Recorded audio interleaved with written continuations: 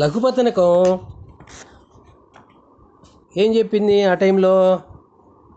అయ్యో మిత్రమా, నీవెందుకు ఇలా వచ్చావు?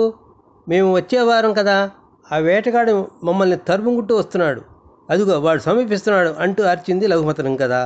అంతలో ఏం జరిగిందంటే, ఆ వేటగాడు పట్టు వేడనటువంటి విక్రమార్కుడిలాగా అక్కడికి పరిగెత్తుకుంటూ వస్తున్నాడు.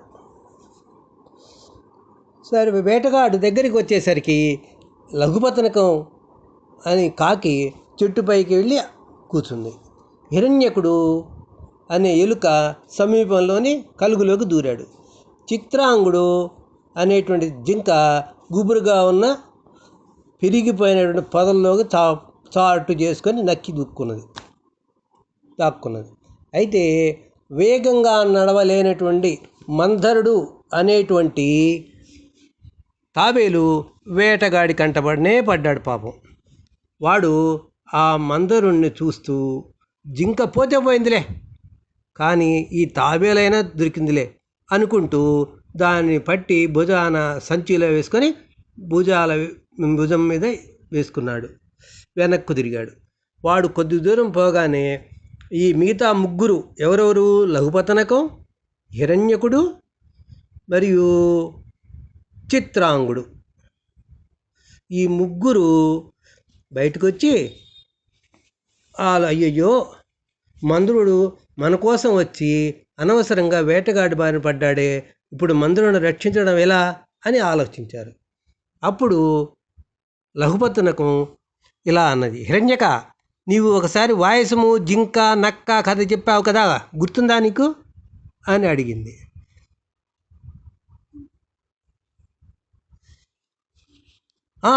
గుర్తుంది అన్నది హిరణ్యకుడు. ఇప్పుడు నేను చిత్రాంగుడు ఆ విధంగానే చేయబోతున్నాం. నీవు ఏం చేయాలో తెలుసు కదా, ఈ ఉపాయంతో మన మందరుణ్ణి తప్పించవచ్చు అంటూ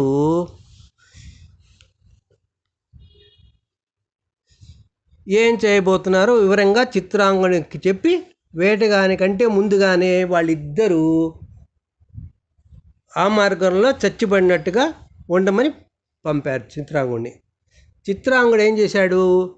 వేగంగా పరిగెత్తుకుంటూ వెళ్ళి వాడు వెళ్తున్న రోడ్డు మీదే, దారి మీదే అలా చనిపోయినట్టుగా పడుకున్నాడు మార్గం ముందు.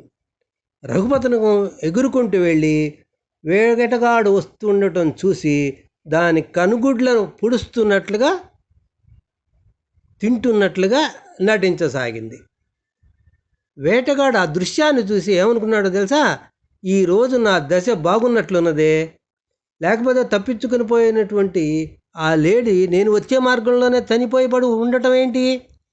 ఈ లేడిని తీసుకుపోయి దానిని తోలి వలిచి మహారాజు కానుకగా ఇస్తాను, దానిని మాంసాన్ని నేను వండుకొని తింటా, అప్పుడు ధనానికి ధనం వస్తుంది, విందు ఉంటుంది, ఈ తాబేలు పని తర్వాత వస్తాలే అనుకుంటే ఏం చేశాడు? ఆ మందురుండి ఉన్న సంచిని నేల మీద పెట్టి లేడీ వద్దకు వెళ్ళాడు వేటగాడు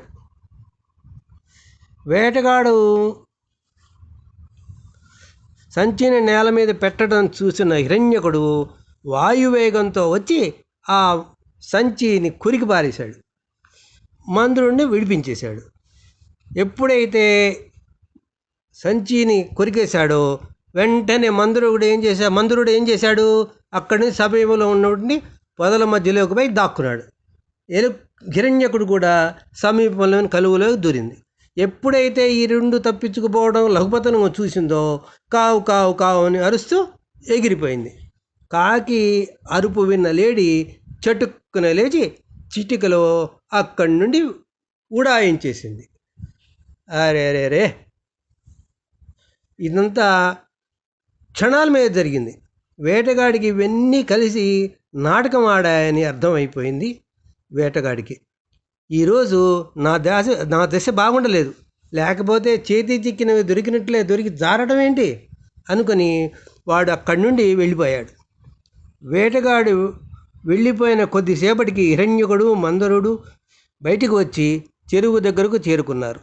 చెరువు దగ్గర వీటికి చిత్రాంగుడు లఘుపతనం కనిపించారు. మందరుడు వారందరికీ తన ప్రాణాలను కాపాడినందుకు కృతజ్ఞత తెలియజేశాడు.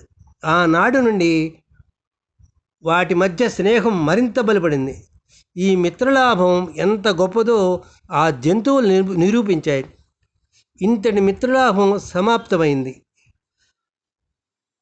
అంటూ విష్ణుశర్మ రాకుమారులకు వంక చూసి, రాకుమారులారా, ఈ కథ ద్వారా మీకు ఏమర్థమైంది అని అడిగాడు. గురుదేవా, మనం మంచి మిత్రులను పరస్పరం ఒకరికొకరు సహాయం చేసుకుంటారని, అంతేకాకుండా మంచి మిత్రులను పొందినవాడు అనుక్షణం ఆపదలను కాపాడుతాడని తెలిసింది. ఇందుకు ఉదాహరణగా మందరుడు, జిత్తులమారి నక్క, అమాయకపు జింక, చిత్రాంగుడు, హిరణ్యకుడు, లఘుపతనుకును చెప్పుకోవచ్చు అంటూ తెలిపారు.